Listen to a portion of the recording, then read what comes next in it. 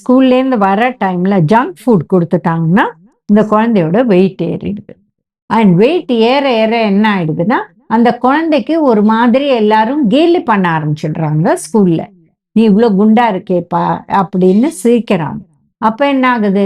ஒரு மாதிரி ஒரு மென்டல் டிப்ரஷன் சின்ன வயசுலயே வர ஆரம்பிச்சுடுது.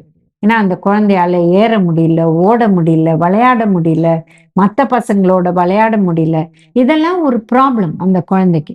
ஸோ, அத என்ன பண்ணுது? அந்த டிப்ரஷன போக்குறதுக்கு வீட்ல வந்து திருப்பி எதையா வச்சு சாப்பிடுது.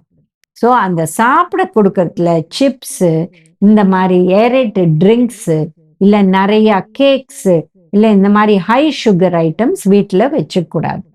அதுக்கு பதில் ஃப்ரூட்ஸு, நட்ஸு, சீட்ஸு இந்த மாரி வச்சா, அந்த மாரி ஸ்நாக் ஹெல்த்தியாவும் இருக்கும். அதுக்கு தேவையான புரோட்டீன், விட்டமின், மினரல்ஸ் எல்லாமே அந்த குழந்தைக்கு கிடைக்கும்.